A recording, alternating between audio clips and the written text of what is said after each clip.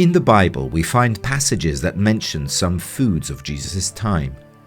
The word refers, for example, to fruit trees such as the olive tree.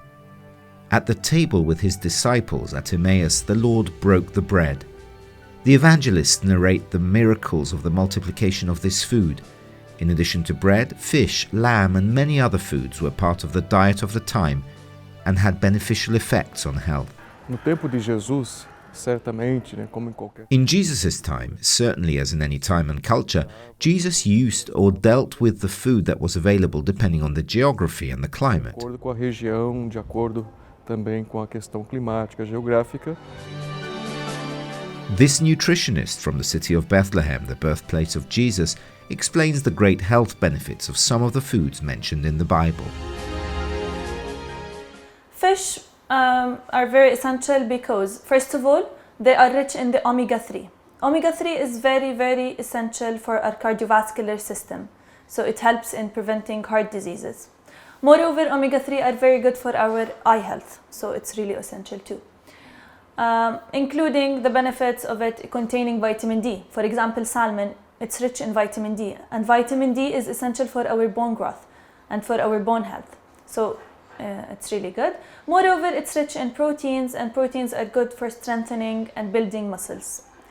And last, it's really rich in selenium, which is very good for our immune system. Ele foi utilizado por Cristo também em... And the fish were also used by Christ in some passages of the sacred scripture.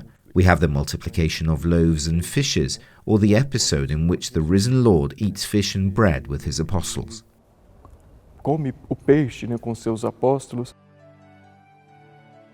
As for the olives, well, olives, first of all, they're really low in calories, so that's a really good benefit of it. Second, it's rich in vitamin E, which is an antioxidant, so they're really good. Moreover, olives, they have a very essential thing is that they have the good fats, which is called the monounsaturated fats. Those monounsaturated fats, they're good because they raise our good cholesterol. Moreover, we can make from the olives olive oil, and this is how we can get more monounsaturated fats in our food. One very essential thing is they have something called polyphenols. Polyphenols are very essential for the brain health. Nós estamos aqui na região do Mediterrâneo, onde é a região... We are here in the Mediterranean region, the region of origin of the olive tree, whose fruit is the olive from which the oil is made. We know that olive trees are trees with great meaning, of great importance also for the people who live in this region, as it certainly was for Jesus and for the people of his time. E foi também para as pessoas do seu tempo.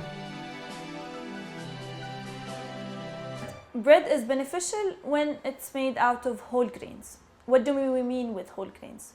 Whole grains could be something whole wheat, or it could be made out of oats, like the banana bread we're making. That makes it beneficial because whole grains give the feeling of satiety because they're full of fiber, and fiber gives satiety and lowers hunger.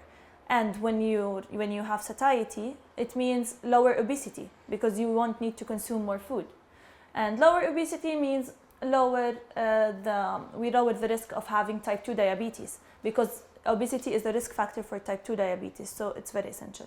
E aqui no Oriente Médio até hoje, o pão de fato é a base da nossa... Here in the Middle East, bread is still the foundation of our diet, and it is what sustains Christ. For he said, I am the living bread descended from heaven. He who eats this bread will live forever.